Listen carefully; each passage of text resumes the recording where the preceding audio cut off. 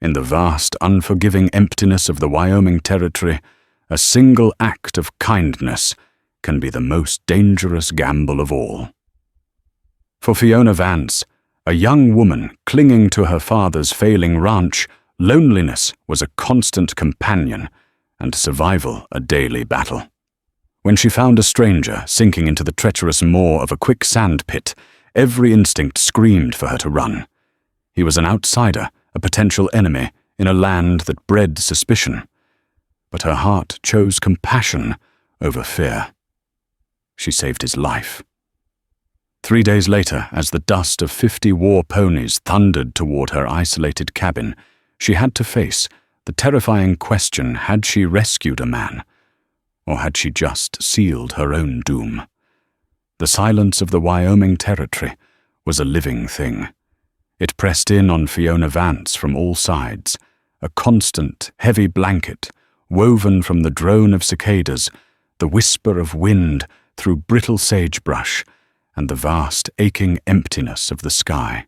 At 20, she felt older than the gnarled cottonwoods that lined the dry creek bed. Her world had shrunk to the borders of the vowed ranch, a spread of land that was both her sanctuary and her prison. The ranch had been her father's dream, carved from the wilderness with sweat and calloused hands. Now it was his gravestone. He lay buried on a low hill overlooking the modest cabin, a simple wooden cross marking the spot where his formidable strength had finally surrendered to a fever that burned through him like a prairie fire. That was 6 months ago. Since then, the silence had grown teeth. Her days were a litany of back-breaking chores that her father, Jedediah Vance, had once made look easy. Mending fences with wire that tore at her palms, hauling water from the well until her shoulders screamed, and riding the perimeter of their land, her father's old Colt revolver heavy on her hip. She wasn't just watching her small herd of longhorns, she was watching for the shadow of Silas Croft. Croft was a man who consumed land the way a locust swarm consumed a crop. His sprawling empire, the Triple C Ranch, bordered her property to the east, and he made no secret of his desire for the Bar V. It wasn't the size of her plot he coveted, but the single precious artery that kept it alive, the deep, reliable aquifer that fed her well, a rarity in this parched country. Croft's wells were running low, and he saw her land as his personal oasis.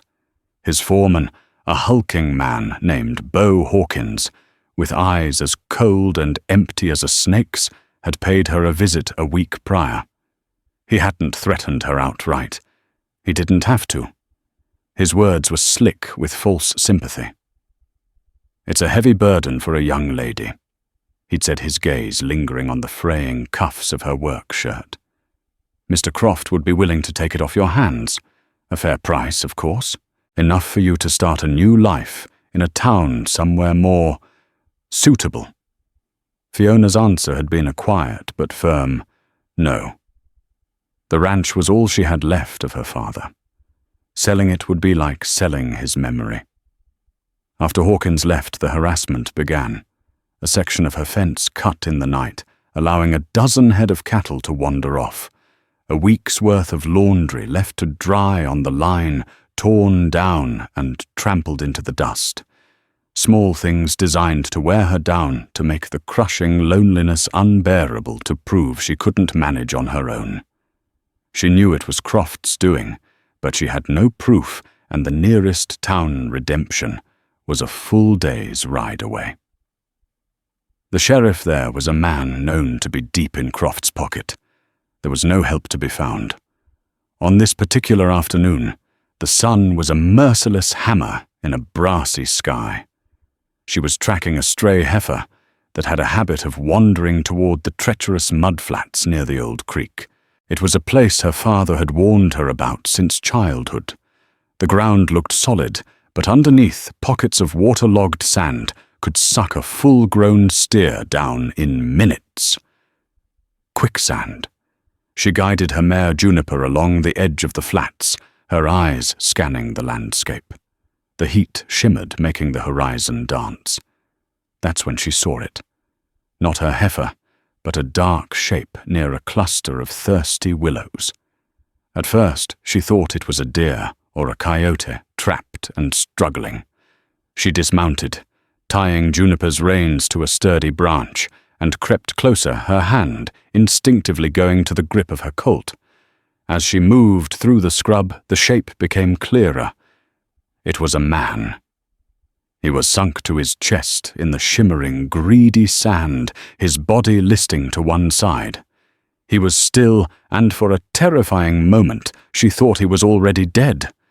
Then his head moved, a slow, exhausted turn in her direction. He was Native American. His black hair was matted with mud, his face streaked with dirt, but even from a distance she could see the sharp, proud lines of his cheekbones and jaw. He wore buckskin leggings and was bare-chested, his bronze skin coated in the same grey slurry that was consuming him. He wasn't struggling anymore. He was conserving what little energy he had, left his dark eyes watching her with an intensity that pierced the oppressive heat. He was a warrior. Lakota by the look of his features, though she couldn't be sure. Her people and his were not friends. The newspapers in Redemption were filled with tales of skirmishes and raids. He was, by every definition, her world provided the enemy. Every rational thought told her to back away, slowly get on her horse and ride away. He was a danger. Helping him was a risk she couldn't afford. Croft was a known threat, but this man was an unknown one. A spectre from the wild lands her father had taught her to fear. But as she looked at him, she didn't see a warrior or an enemy. She saw a human being, his life being stolen inch by the indifferent earth. His eyes fixed on hers held no plea, only a grim, defiant acceptance of his fate. And in that defiance, she recognized a sliver of her own stubborn refusal to be broken. Her father's voice echoed in her memory, a low rumble from a better time. "Fiona, you don't judge a soul by the rumors you hear. You judge it by the truth you see." The truth she saw was a man dying. Her hand dropped from her gun. She took a deep breath, the hot air searing her lungs, and made a decision that would either be her salvation or her ruin. She took a step forward. "Hold on," she called out, her voice raspy. "I'm going to get you out." The man in the quicksand didn't respond, but his eyes tracked her every move as she backed away toward Juniper. Her mind raced, sifting through her father's lessons. Never approach a panicked animal head-on. Never fight the mud. You have to outsmart it. Her lariat was coiled neatly on her saddle. She grabbed it, its familiar weight a small comfort. It was long, but was it long enough? She needed leverage. Her gaze fell upon a fallen cottonwood branch, thick as her thigh, and bleached white by the sun. It was heavy, but it would have to do. She dragged the branch toward the edge of the mudflat, her boots sinking slightly in the soft earth. The heat was suffocating. Sweat dripped from her brow, stinging her eyes. She stopped a safe distance from the warrior, her heart pounding a frantic rhythm against her ribs. "I'm going to throw you this rope," she said, speaking slowly, as if he might understand the tone, if not the words. "Tie it around your chest under your arms." He watched her, his expression unreadable. She uncoiled the lariat, expertly spinning a wide loop. Her first cast fell short, landing with a soft hiss in the muck. Cursing under her breath, she recoiled it, her arms aching from the effort of dragging the branch. The second throw was better. It sailed over his head and settled onto the sand just behind his shoulders. For a long moment, he just looked at it. She could see the deep suspicion in his eyes. To accept the rope was to place his life entirely in her hands. A lone white woman in the middle of nowhere. For all he knew, this was some elaborate trap. "Please," she whispered, the word swallowed by the vastness. "You don't have a choice." As if hearing the desperation in her voice, he moved. The motion was agonizingly slow, each shift causing him to sink a fraction deeper. He struggled to get his arms free from the clinging sand, his muscles straining. Finally, with a grimace of pain, he worked the loop down over his shoulders and cinched it tight under his armpits. He gave a short, sharp nod. Now came the hardest part. Fiona wedged one end of the heavy cottonwood branch deep into the solid ground, creating a makeshift anchor. She wrapped the other end of the lariat around it, twice, giving herself a crude pulley system. "When I pull, try to move with it," she instructed, knowing he likely didn't understand. "Don't fight, just come." She dug her heels into the dirt and leaned back, putting all her weight into the rope. The hemp fibers bit into her hands. The rope went taut, and for a heart-stopping second, nothing happened.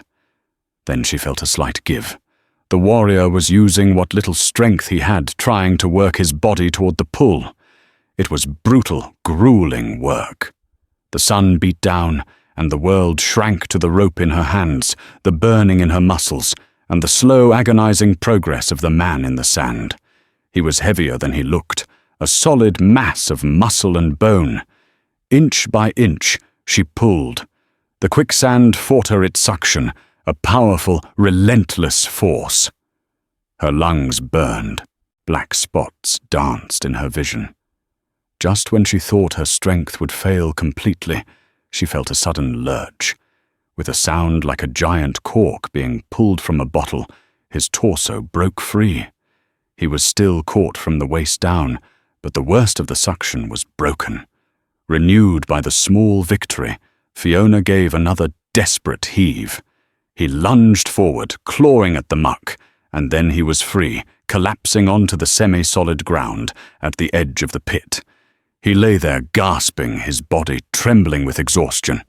He was covered head to toe in a thick grey plaster of sand and mud. Fiona's own body shook with adrenaline and fatigue. She slumped to the ground, the rough lariat having scraped the skin from her palms raw. For several minutes, the only sound was their ragged breathing. Finally, he pushed himself into a sitting position. He looked at his hands, then at the pit he had escaped, and then his dark eyes found hers. He said nothing. There was no thank you, no gesture of gratitude she could recognize.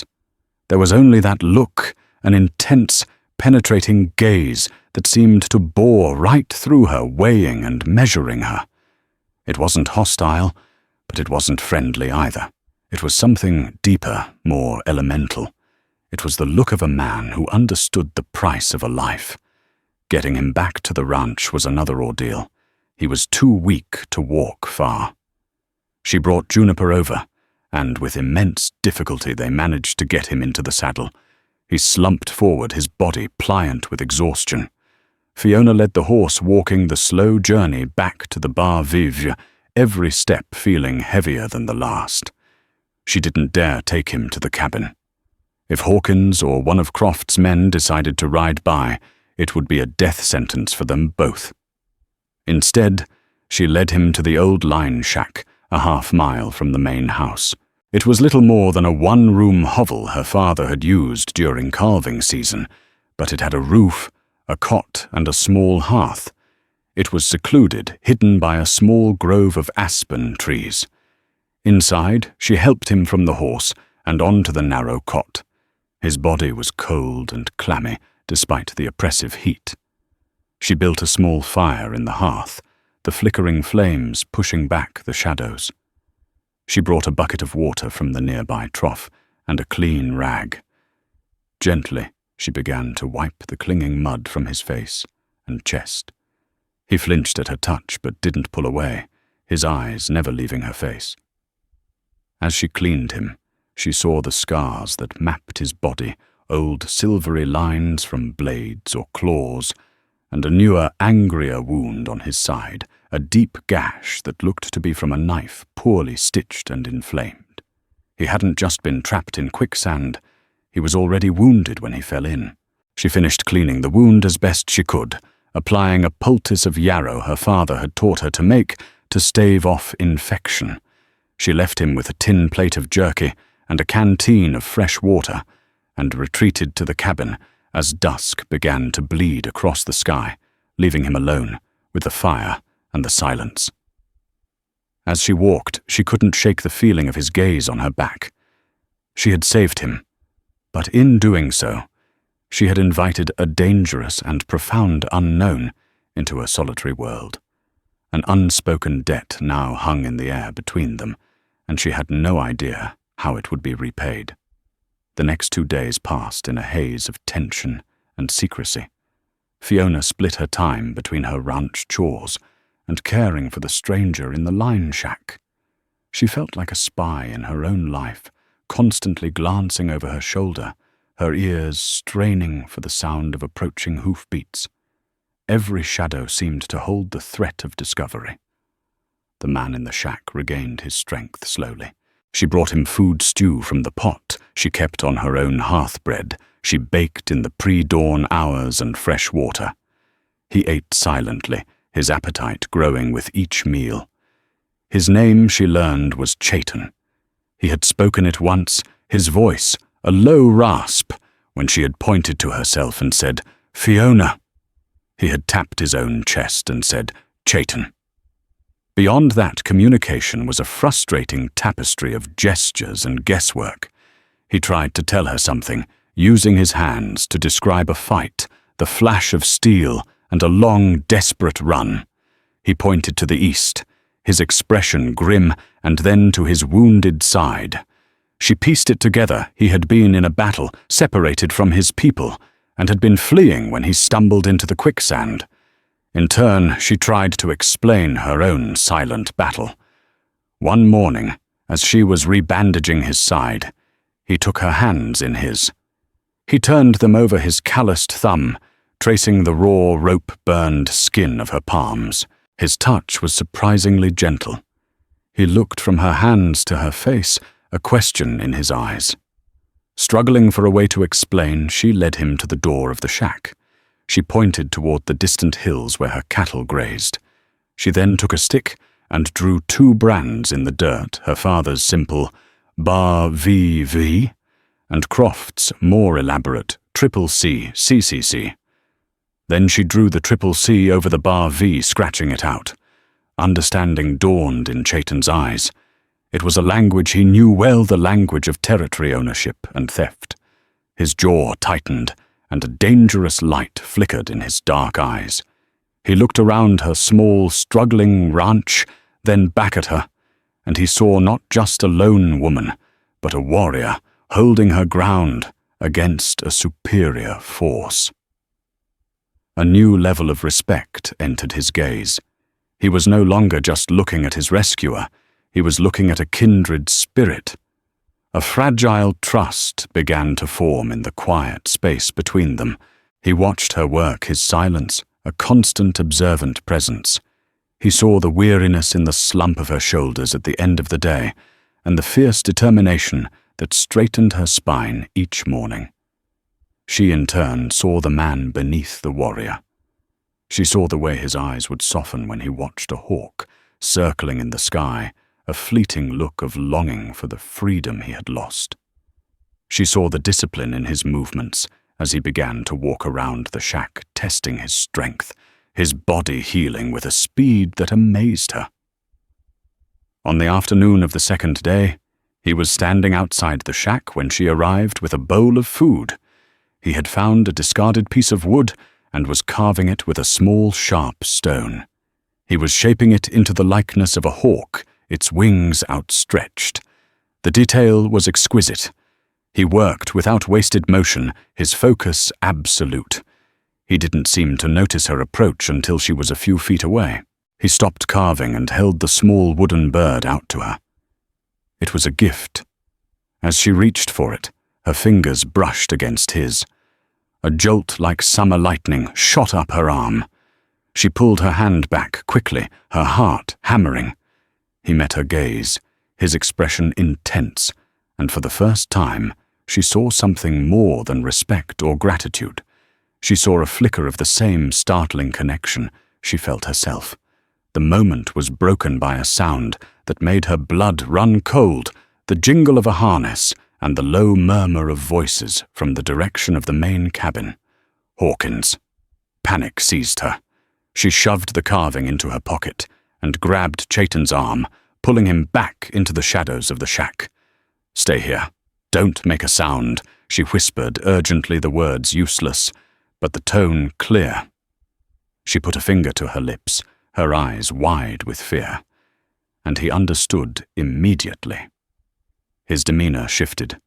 The quiet patient vanished, and the warrior returned. He moved to the darkest corner of the shack, melting into the shadows, his body tense and ready. Fiona forced herself to walk calmly toward the cabin, her hands trembling. Beau Hawkins and another of Croft's men were dismounting by her porch. "Afternoon." Miss Vance Hawkins drawled, his eyes sweeping over her, taking in her disheveled state. "Working hard, I see." "What do you want, Hawkins?" she asked, her voice tight. "Just a friendly visit. Mr. Croft is getting impatient. He sent us to deliver his final offer. He named a price that was an insult, less than half of what the land was worth. You take it, or he'll be forced to file a claim with the land office. Says your father's original survey was faulty, that this well of yours is actually on his property line. It was a lie, a blatant, shameless lie, but a lie Croft could make true with enough money and influence." "This is my land," Fiona said, her voice shaking with rage. "You tell Silas Croft to stay away from it." Hawkins chuckled a low, ugly sound. "That's a mistake, little lady." His gaze drifted past her, toward the line shack hidden in the trees. "You all alone out here.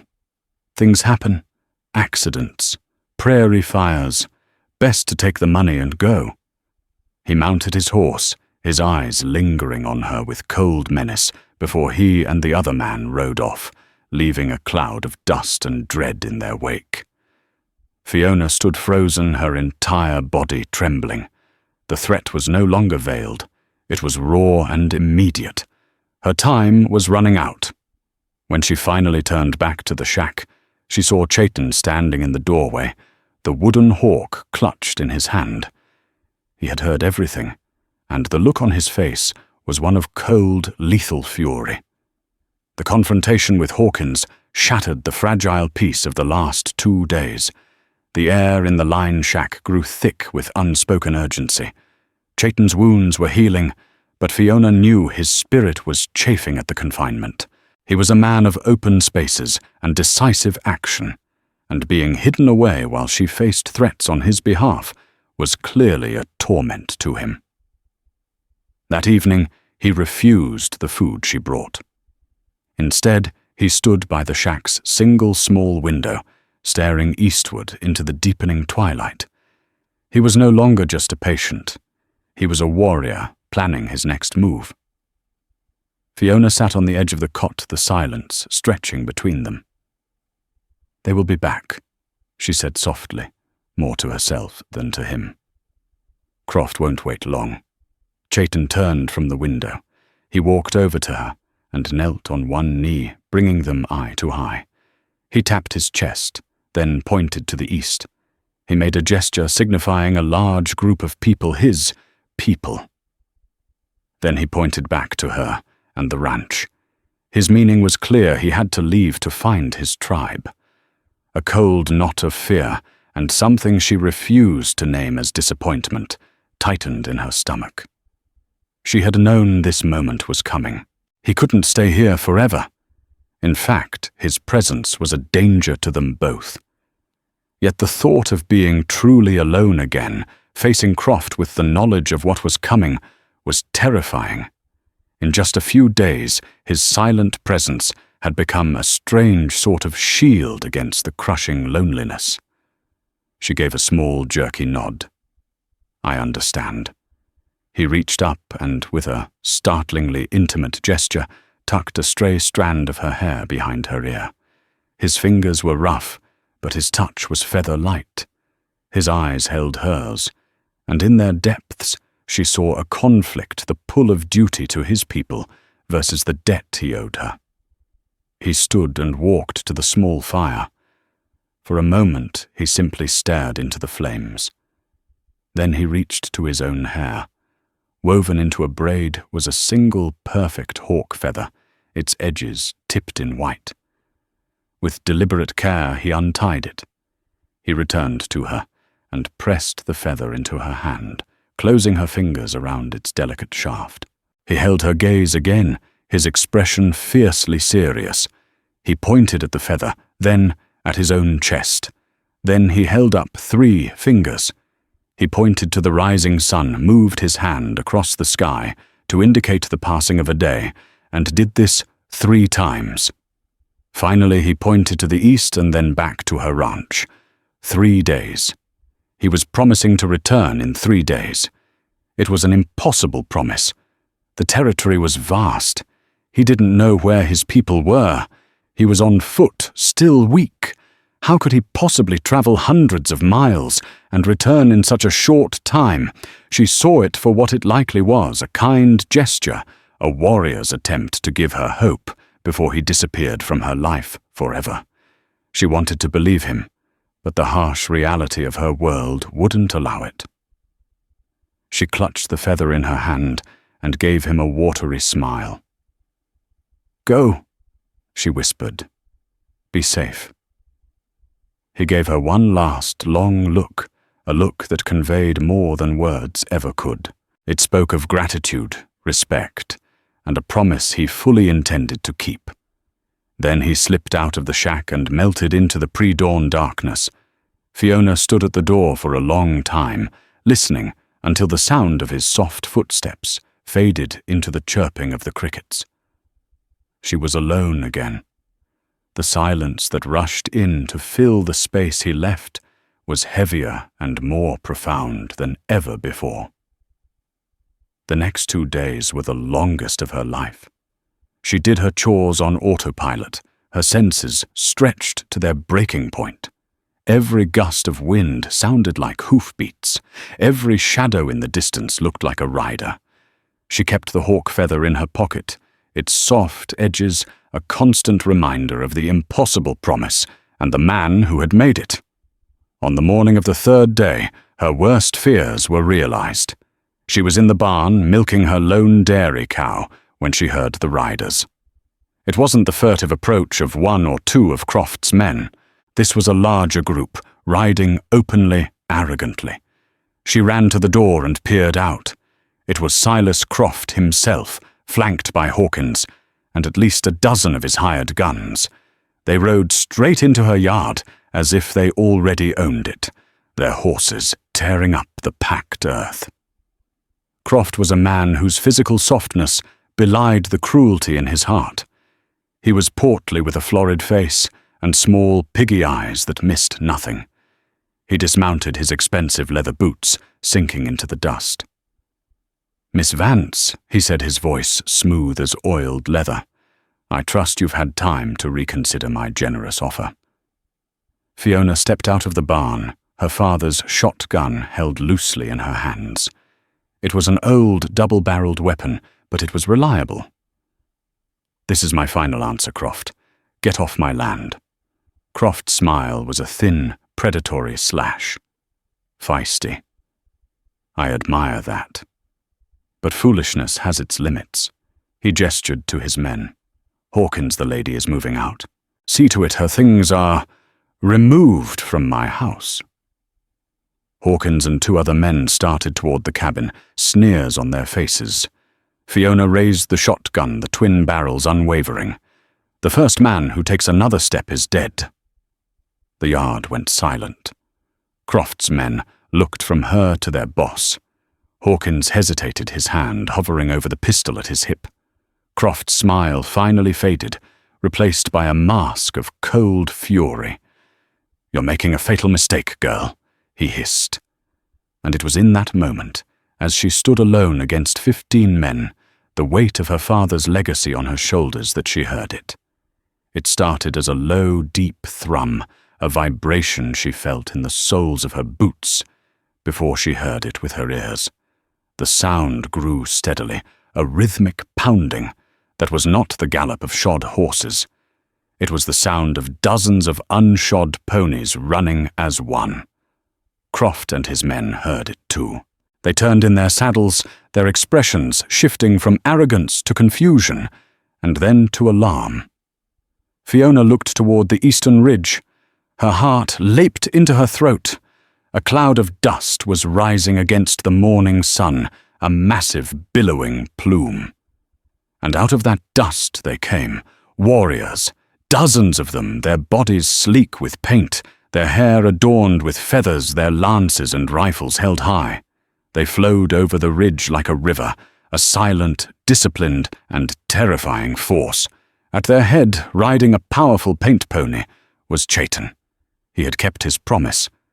But as 50 Lakota warriors thundered down the slope, directly toward her home, Fiona's brief moment of awe turned to ice-cold terror.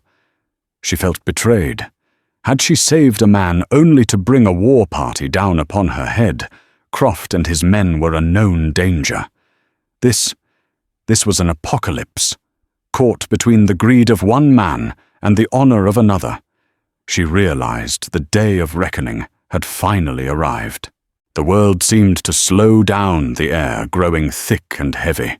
The thundering of the ponies' hooves was a physical force, a drumbeat that vibrated deep in Fiona's bones.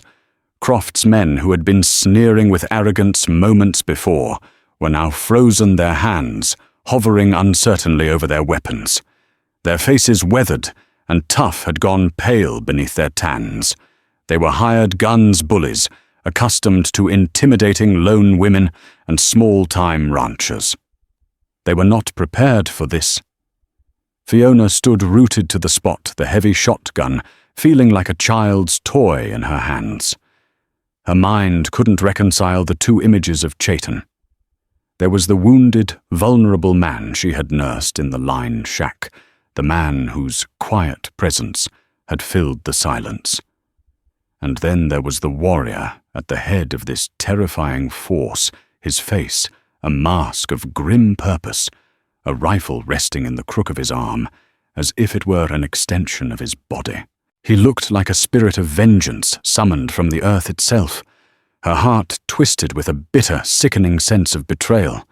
She had saved his life, shown him kindness, and trusted him. Was this his repayment, to lead a war party to her doorstep, likely to claim the land and its precious water for his own people? He would simply sweep aside both her and Croft in one swift, brutal motion. She had been a fool, a naive girl whose compassion had signed her own death warrant. The hawk feather in her pocket suddenly felt like a burning coal. The warriors did not slow. They descended the slope with breathtaking speed and skill fanning out as they reached the flat land of the valley floor.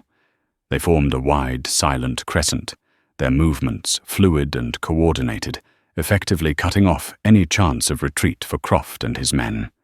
They didn't whoop or yell. Their silence was far more unnerving, the silence of absolute confidence and lethal intent. Chaitan rode forward, stopping his pony, a mere 50 yards from the tense group in the ranch yard. The 50 warriors behind him came to a perfect, synchronized halt. The sudden quiet was deafening, broken only by the snorting of horses and the panicked creak of saddle leather as Croft's men shifted nervously. Silas Croft, for his part, recovered from his initial shock with a surge of blustering rage. His fear was palpable, but it was eclipsed by his supreme arrogance. He saw the warriors not as a force of honor, but as savages, an obstacle to be overcome or brushed aside. "What in damnation is this?" he roared, turning his florid face toward Fiona. "Did you do this? Did you make a deal with these heathens?" Fiona couldn't answer. She could only stare at Chaitan, who had now dismounted. He stood tall, his presence dominating the landscape. His gaze wasn't on Croft or his men. It was fixed entirely on her. He took a single deliberate step forward, then another. He was walking toward the standoff, positioning himself directly between her and Croft's line of guns. The move was so unexpected, so utterly devoid of fear, that it momentarily stunned everyone. He was placing himself in the most vulnerable position possible. Beau Hawkins, recovering his nerve, drew his pistol. "That's far enough, you red devil," he shouted, his voice cracking with tension. Chayton didn't even glance at him. His eyes remained locked on Fiona's. He slowly raised an empty hand palm forward in a gesture of peace. But it was a gesture meant only for her. He was waiting for her signal, her acknowledgement. He was placing the next move and his own life in her hands. It was in that moment that the truth crashed down upon Fiona, with the force of a physical blow. The warriors weren't here to attack her. They weren't a threat. They were an answer. The cold dread in her stomach was replaced by a dizzying, terrifying, and overwhelming wave of hope. He hadn't betrayed her. He had come to honor his debt in the only way a warrior knew how, by meeting a show of force with a greater one. Her gaze shifted from Chayton to Croft. She saw the sputtering rage on the rancher's face, the nervous sweat beading on Hawkins's brow, the way the other dozen men looked at the silent line of warriors, and then back at their boss, their bravado evaporating like mist in the morning sun. She lowered the barrel of her shotgun just slightly. It was a small movement, but Chayton saw it. A flicker of understanding passed between them across the dusty expanse. The lines had been drawn, the sides had been chosen. And Silas Croft, a man who believed his money and influence made him a king in this territory, was about to discover that he was trespassing in a place governed by older, more powerful laws than his own. The tension in the yard stretched to a screaming point, a single spark away from exploding into a massacre. The silence in the ranch yard was so absolute, it felt like the world was holding its breath. The sun climbed higher, beating down on the tableau of armed men, its light glinting off rifle barrels and the sweat on anxious faces. Every man in Croft's crew was acutely aware of the 50 silent warriors who framed the scene, each one sitting on his pony with an unnerving stillness, watching, waiting. They were outnumbered, outmaneuvered, and for the first time in their lives, as bullies, they were terrified. Silas Croft, however, was a man insulated from reality by a lifetime of wealth and power. He couldn't comprehend a situation that his money couldn't solve or his influence couldn't crush. He interpreted Chayton's focused attention on Fiona not as a sign of allegiance, but as a challenge to his own authority. "I am the law in this valley, boy." Croft snarled, his voice a low growl. He dismounted heavily, trying to reclaim some measure of dominance. "This is my property. That woman is a squatter. These are my men. You and your band of misfits will turn around and ride back to whatever hole you crawled out of, or so help me, we'll stack your bodies here as a warning to the rest of your kind." Chayton still did not look at him. It was the ultimate insult. He continued his slow, deliberate walk toward Fiona, his moccasins making no sound on the hard-packed earth. He stopped about 10 feet from her, finally turning his profile to Croft. One of the Lakota warriors, an older man with a face like carved granite, nudged his pony forward. He spoke not in the Lakota tongue, but in clear, heavily accented English. The woman saved the life of Chayton, son of our chief Black Moon. A life was given. A debt was made.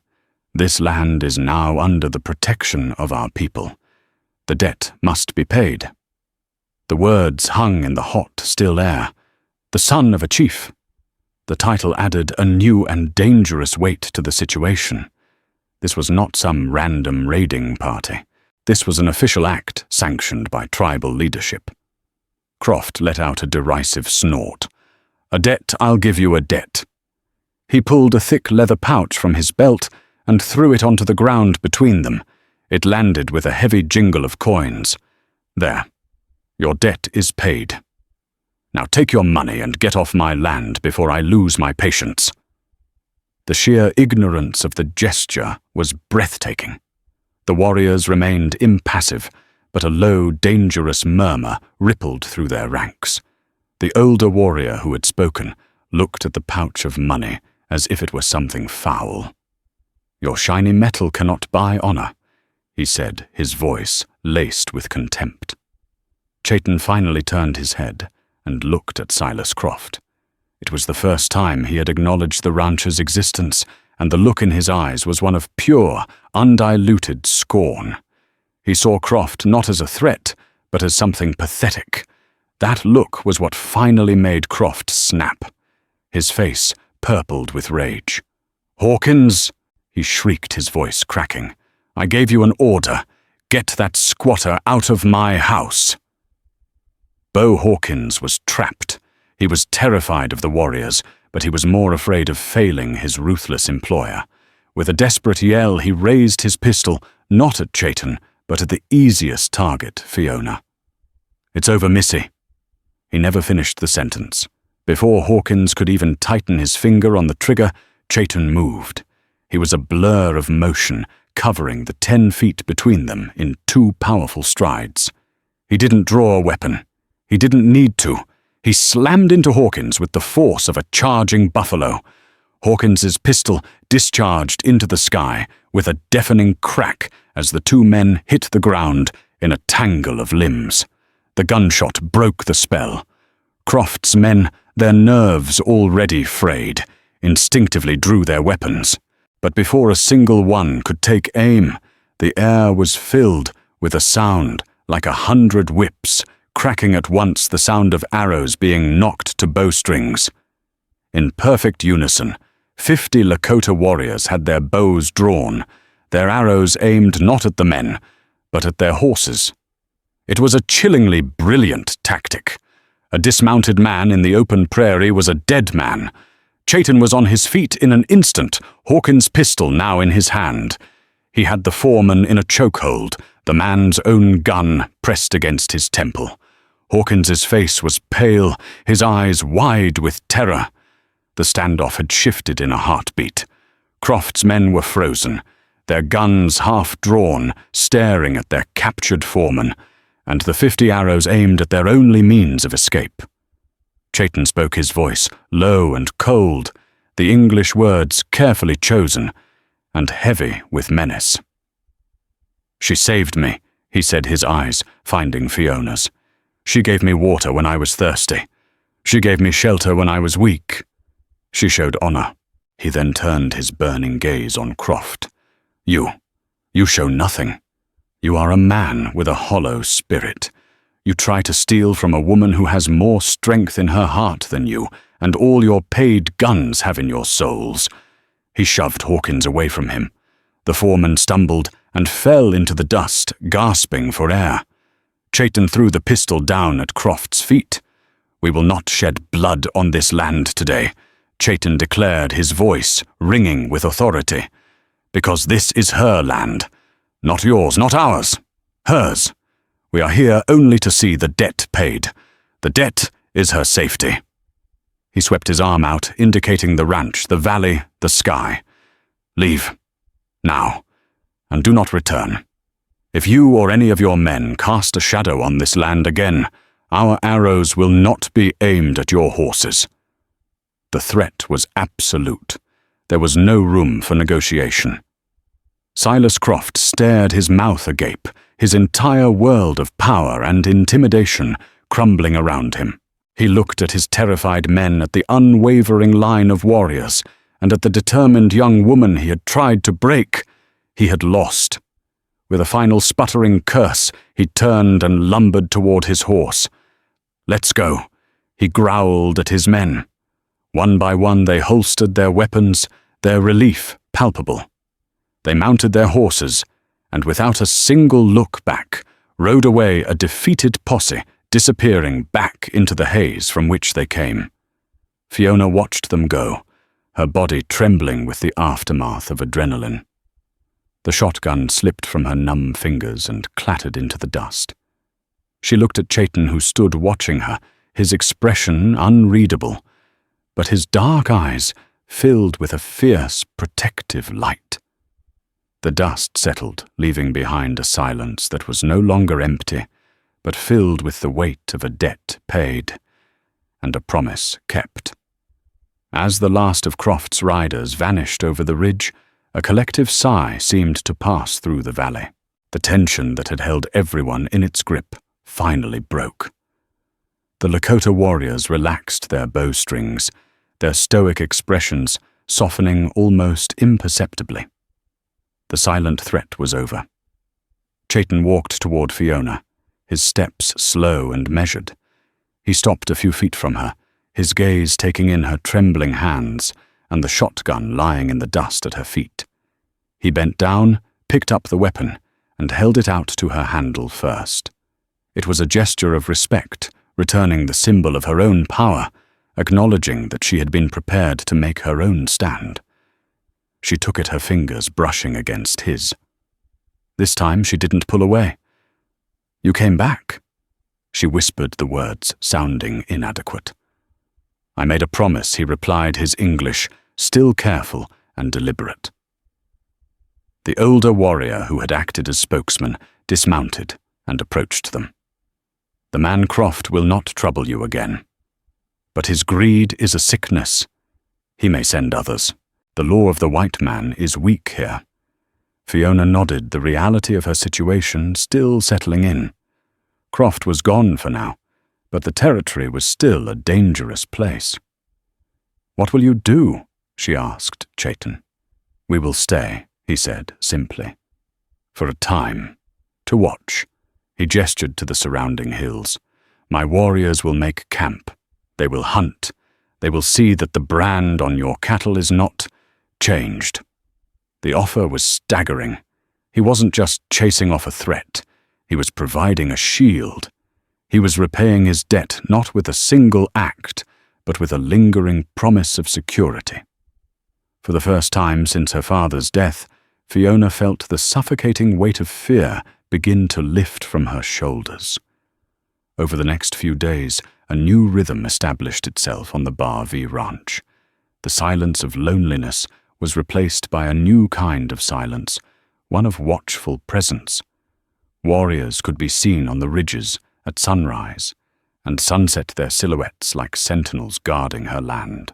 A group of them, led by Chaitin, helped her round up the cattle that Croft's men had scattered their skill on horseback, a wonder to behold.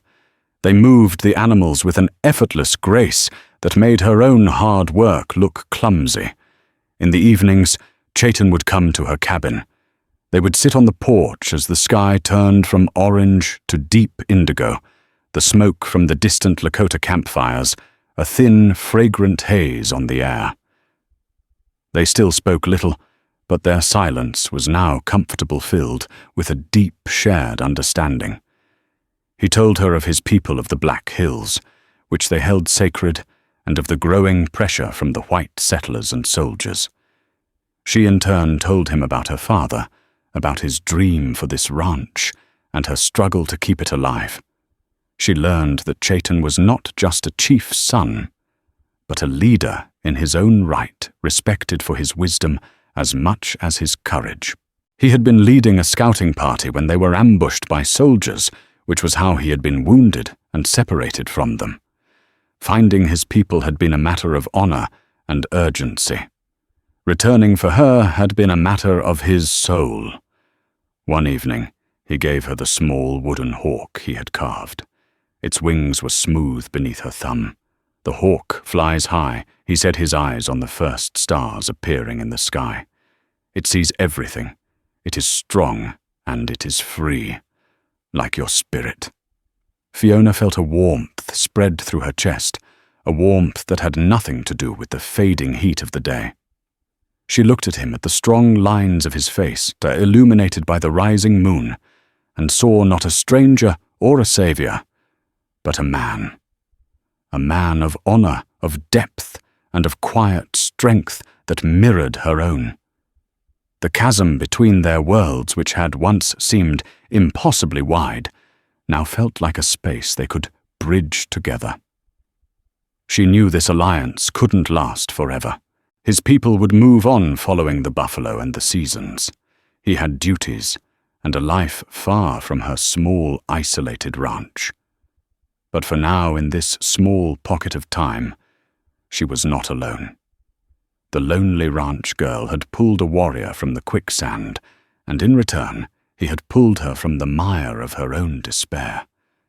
He had ridden to her with 50 warriors to save her land, but in doing so he had saved her as well. And as she looked out at the land that was truly hers now, secure under the watchful eyes of her unlikely guardians, she knew that whatever the future held, she would face it not with fear, but with the strength she had found in herself and in the promise carried on the edge of a hawk's feather.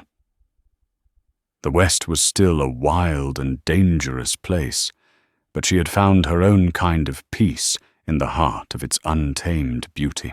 The story of Fiona and Chayton is a powerful reminder that in the heart of the wild and often brutal American West, the strongest alliances were not forged by treaties or laws, but by raw human courage and a deep sense of personal honor.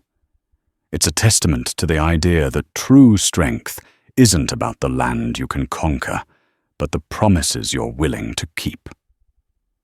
Fiona's act of compassion and Chayton's unwavering integrity created a bond that transcended cultures and defied the greed that surrounded them.